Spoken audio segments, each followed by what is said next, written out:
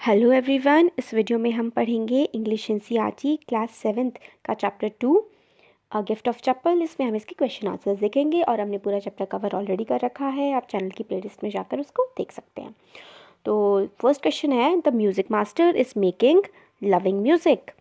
Read about the sentence in the text that express this idea. तो music master बहुत ही प्यारा सा music बजा रहे थे, तो आपको ये टेक्स्ट में बताना है जो चैप्टर में गिवन है कि कौन सी लाइन से हमें ये पता लगता है। The music master is making lovely music as it was expressed by the music master's notes seem to be float up and settle perfectly in the invisible tracks of melody. तो ऐसे में पता लगता है कि ऐसा बोला जाता है चैप्टर में कि म्यूज़िक मास्टर जो नोट्स बजा रहे थे, जो म्यूज़िक बजा रहे थे, वो ऐसा लग रहा था फ्लोट कर रहा है, बह रहा है बिल्कुल परफेक्ट तरीके से, अच्छे तरीके से। इनविजिबल ट्रैक्स मतलब जो ट्रैक्स हमें दिख नहीं रहे हैं मेलोडी के, इतनी प्यारी आवाज़ थी कि वो इनविजिबल ट्रैक्स ऑफ मेलोडी में वो बह रहे थे। It was like the wheels of train fitting smoothly into the rails and wheezing along. और वो ऐसा लग रहा था जैसे कि जो ट्रेन के व्हील्स हो, जो बहुत ही प्यारी स्मूथ तरीके से आराम से चल रहे हो रेल के ट्रैक्स पर। अब नेक्स्ट क्वेश्चन है, Had the beggar come to रुक्मणी's house for the first time? Give reasons for your answer। क्या बैगर जो था, जो बैगर का मतलब होता है भिखारी, तो जो भिखारी जो था वो क्या रुक्मणी के घर पहली बार आया था? और अपना जो आप आंसर देंगे उसका रीज़न दीजिएगा। तो नहीं, no, the beggar hadn't come to Rukumani's house for the first time, as he himself confirmed that he survived on the kindness of the family members from 1 week। तो जो बैगर था वो पहली बार नहीं आया था रुकुमनी के घर, क्योंकि बैगर ने एक बात खुद भी एडमिट करी थी, कंफर्म करी थी। मतलब कंफर्म करने का मतलब होता है जैसे कि खुद ही बात को पूरी तरीके से मान लेना। तो कंफर्म की थी कि हाँ, वो रुकुमनी और उसकी फैमिली की काइंडनेस पे, की अच्छाई पर ही सर्वाइव कर रहा है, रह पा रहा है पिछले 1 हफ्ते से। क्वेश्चन नंबर 3 है, sharp V-shaped line had formed between her eyebrows. What does it suggest to you about रुकुमनी's mood? तो एक शार्प मतलब बहुत ही ज़्यादा तीखी वी शेप्ड की लाइन उनके आईब्रोज के ऊपर बन गई थी। इस जेस्चर से, इस बात से आप क्या समझते हैं रुकुमनी के मूड के बारे में, कि वो कैसा लग रहा था उनको, कि वो क्या सोच रही थी? It suggest that Rukmini was very angry and upset with Ravi. तो ये वाला जो जेस्चर है वी शेप्ड लाइन वाला, ये सजेस्ट करता है कि रुकुमनी बहुत नाराज़ थी और अपसेट थी। किससे? रवि से। मतलब काफ़ी ज़्यादा नाराज़ थी और गुस्सा थी। एंग्री का मतलब गुस्सा होना, अपसेट का मतलब थोड़ा सा नाराज़ सा होना, खुश ना होना किसी से। क्वेश्चन नंबर 4 है, describe the music teacher as seen from the window. Music teacher को आपको डिस्क्राइब करना है जैसे कि वो विंडो से दिखाई दे रहे थे। तो इसका आंसर है, the music teacher was of bony figure of the music master. He was mostly bald head. He had a mostly bald head with a fringe of the oiled black hair falling around his ears and an old fashioned tuft. A gold chain gleamed around his leathery neck and a diamond ring glittered on his head as it glided up and down the steam of the violin.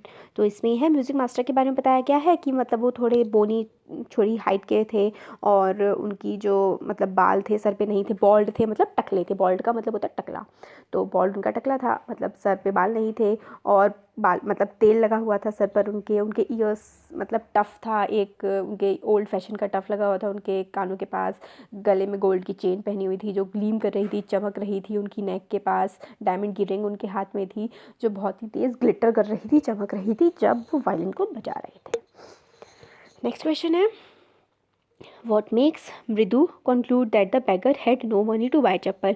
तो मृदु जो था उसने कैसे conclude किया था, वो कैसे इस निश्चय पे पहुंचा था कि बेगर के पास कोई भी पैसे नहीं है चप्पल खरीदने के लिए? तो इसका आंसर है, Mridu conclude that beggar had no money to buy chappal as she saw large pink peeling blisters on the soles of his bare feet। तो मृदु ने ये कंक्लूड कर लिया था कि वो जो भिखारी है उसके पास कोई भी पैसे नहीं है चप्पल खरीदने के लिए, क्योंकि उसने देखा था उस बैगर के पैरों के नीचे काफ़ी बड़े बड़े से, ब्लिस्टर्स का मतलब होता है फोड़े, काफ़ी बड़े बड़े फोड़े निकले हुए थे उसके पैरों के नीचे। और उसके बैर फुट, क्योंकि उसके पैर जो थे वो नंगे थे। बैर फुट का मतलब होता है बिना चप्पलों के पैर। और सेकंड क्वेश्चन है, what does she suggest to show her concern. तो जो ये थी मृदु, उसने क्या ऐसा किया था अपने कंसर्न को सजेस्ट करने के लिए कि उसे ये चीज़ अच्छी नहीं लग रही है? She suggest that Ravi and Meena should arrange a pair of chappal for the beggar. तो मृदु ने कहा था रवि और मीना से कि उनको जो बैगर के लिए एक पेयर ऑफ चप्पल मतलब चप्पल का एक जोड़ा जो है वो अरेंज करना चाहिए और उसको बैगर को देना चाहिए। फिर have you children, next question है have you children, she began and then seeing they were curiously quiet went on more slowly, seen anyone lurking around the veranda। तो वो मतलब ऐसे बोलती हैं जिनके बारे में शायद ये सुकुमनी या फिर कौन बोलते हैं, अभी ध्यान नहीं आ रहा मुझे। तो जो लेडी होती है घर की वो बोलती है कि मतलब ऐसा बच्चों से बोलना शुरू कर देती हैं कि तो मतलब तुम लोग ये सब क्या करते हो, और फिर क्यों, मगर वो जब देखती है कि बच्चे होते हैं बिल्कुल चुपचाप होते हैं, फिर वो धीरे धीरे बोलने लगती हैं। फिर वो इधर उधर देखती है कि वरांडा के साइड में कोई है जो इधर उधर घूम रहा है। फिर इसका फर्स्ट पार्ट में आता है what do you think Rukmini really wanted to ask. तो रुकुमनी सच में क्या पूछना चाहती थी। रुकुमनी रियली, हाँ इसमें रुकुमनी की बातें कर रहे हैं तो एक बार देखते हैं इसमें। Rukmini really wanted to ask the children if they have seen anyone had taken the chappals of music master. तो रुकुमनी एक्चुअल में पूछना चाहती थी कि क्या उन्होंने देखा है किसी ने म्यूजिक मास्टर की चप्पलें ली हों। फिर नेक्स्ट है why did she change her question. फिर रुकुमनी ने अपना क्वेश्चन क्यों चेंज कर दिया। She change her question because she saw that children were curiously quite. उन्होंने अपना जो क्वेश्चन है वो चेंज इसलिए कर दिया था क्योंकि जो बच्चे थे वो एकदम से क्यूरियसली मतलब बहुत ही अजीब तरीके से चुप थे। क्वाइट मतलब चुप, क्यूरियस मतलब कुछ जो बोलना चाहते हैं जानना चाहते हैं वो होते हैं क्यूरियस, तो अलग तरीके से वो चुप थे बच्चे। What did she think had happened. तो उनको क्या लगा कि क्या हुआ है। She thought that children had played prank on music master. फिर उनको लगा कि जो बच्चे हैं उन्होंने जो म्यूजिक मास्टर है उनके साथ प्रैंक किया है। प्रैंक का मतलब होता है कोई मजाक करने, जैसे बच्चे आप बेवकूफ़ बनाते हैं ना, वो होता है prank. On getting Gopu Mama's chappal, the music master tried not to look too happy. Why? तो जब म्यूज़िक मास्टर को गोपू मामा की चप्पलें मिल गई थी तो म्यूज़िक मास्टर ने ट्राई किया था कि वो बहुत ज़्यादा खुश ना दिखे। ऐसा क्यों था।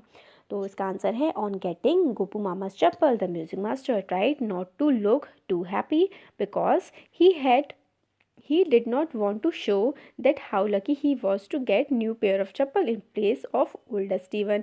तो वो इसलिए नहीं शो करना चाहते थे, म्यूज़िक मास्टर गोपू मामा की चप्पल मिलने के बाद अपनी खुशी को नहीं दिखाना चाहते थे क्योंकि मतलब उनको वो ये फिर वो सोचते ना कि मतलब मेरे उनकी चप्पलें पुरानी थी और इन्हें नहीं मिल गई, तो इसलिए वो ऐसा नहीं दिखा रहे थे कि भाई मेरी तो पुरानी चप्पलें थी उसकी बजाय मुझे नहीं मिल गई, तो ये अपनी खुशी नहीं दिखाना चाह रहे थे।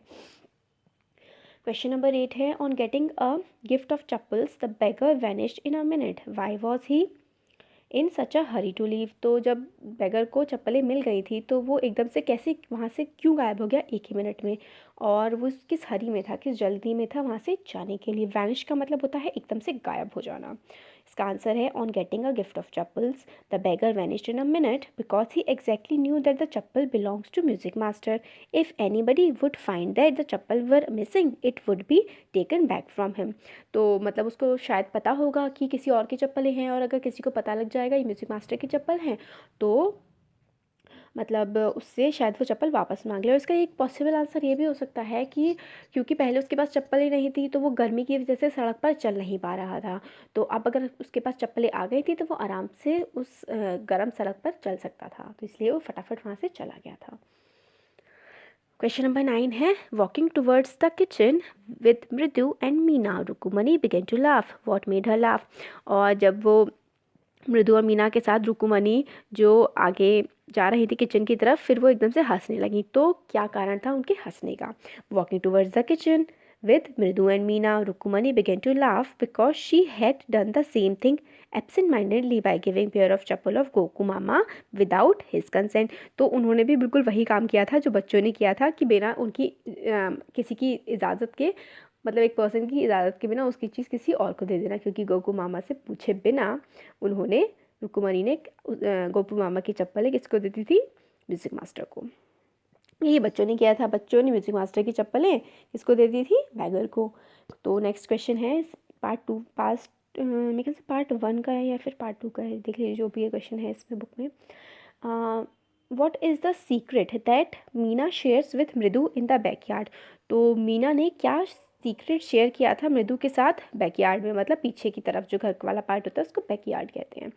तो Meena share the secret that she saw a kitten in the backyard inside a torn football lined with sacking and filled with snap lapping up milk from the coconut half shell. तो मीना ने जो सीक्रेट, जो रहस्य जो होता है secret share किया था वो ये था कि बैकयार्ड में एक छोटी सी किटन है, छोटी सी बिल्ली है जो कहाँ पर है, एक वो किटन जो है वो कहाँ पर है, वो एक फटी हुई फुटबॉल के अंदर बैठी हुई है और कोकोनट के शेल से, जो कोकोनट होता है ना, जब उसमें कोकोनट को खा लेते हैं तो उसका गोल सा शेल बच जाता है, उसमें रखा हुआ दूध वो लैप करके पी रही थी। फिर नेक्स्ट क्वेश्चन है, how did Ravi get milk for the kitten. Ravi जो है वो किस तरीके से किटन के लिए, उस छोटी सी बिल्ली के लिए मिल्क लेकर के आया था। तो Ravi gets milk for the kitten by pretending Ravi gets milk for the kitten by pretending as he was hurry. He took a glass of milk. When Patti gave a suspicious look, he drank half of the milk and rushed toward the backyard, poured the half milk into the coconut shell. तो रवि ने, जो पत्ती ने उसको पीने के लिए milk दिया था, तो उसने हाफ मिल्क पी लिया था और फिर पत्ती से कह दिया था कि मैं इसको खुद वॉश करके रख दूंगा। और जब पत्ती वहाँ से चली गई तो भाग के आया था बैकयार्ड में, आकर के उसने उस कोकोनट के शेल में किटन के लिए दूध डाल दिया था। नेक्स्ट क्वेश्चन है, who does he say the kitten's ancestors are, do you believe him. तो जो उसने, जो बच्चा था, उसने बोला था कि किटन के एंसेस्टर्स कौन थे। एंसेस्टर्स मतलब होता है जैसे कि आप हैं तो आपके पेरेंट्स हैं, आपके पेरेंट्स के दादा परदादा वो सब आपके एंसेस्टर्स हुए। तो फिर वो बच्चे ने क्या कहा था और रवि ने, और क्या आप उसको बात को बिलीव करते हैं। Ravi says that the kitten's ancestors were the Mahabalipuram Rishi cat and they were worshipped cat in ancient Egypt. तो रवि ने कहा था कि किटन के जो एंसेस्टर्स हैं वो महाबलीपुरम के ऋषि की जो कैट थी वो हैं, और कैट्स को वर्शिप किया जाता है, पूजा जाता है, एंशियंट इजिप्ट में भी पूजा जाता था। तो नहीं, we don't believe on him, मतलब हमें इस बात पे बिलीव नहीं है, वो तो स्टोरी बना रहा था। नेक्स्ट है, Ravi has a lot to say about MP Ponnai. This shows that Ravi MP Ponnai के बारे में बहुत कुछ कहना चाहता था। और ये क्या दिखाता है, ये दिखाता है his knowledge of history is sound, he has a rich imagination, he is an intelligent boy. तो जो हिस्ट्री की नॉलेज थी वो साउंड थी। साउंड का मतलब होता है, इस सेंस में ऐसे समझा जाता है कि जो नॉलेज थी उसकी हिस्ट्री की वो काफ़ी ज़्यादा अच्छी थी, उसकी जो इमेजिनेशन पावर थी वो काफ़ी ज़्यादा रिच थी, अच्छी थी, और वो एक इंटेलिजेंट बच्चा था। फिर नेक्स्ट क्वेश्चन है, last question, what was the noise that startled Mridu and frightened Mahendran. तो महेंद्रन कौन थी, कैट थी। तो कौन सी आवाज़ ने मृदु को अजीब सा, मतलब स्टार्टल कर दिया था, चौंका दिया था और डरा दिया था महेंद्रन को। तो इसका आंसर है, the noise that startled Mridu and frightened Mahendran was the weird sound of violin played by Lalli. तो वो अजीब सी आवाज़ थी वायलिन की, जो कौन बजा रहा था, जो लल्ली बजा रही थी। इसकी वजह से जो कैट थी महेंद्रन वो डर गई थी और मृदु को भी बहुत ही अजीब सा लगा था। तो हो गया हमारा chapter complete. Thank you so much.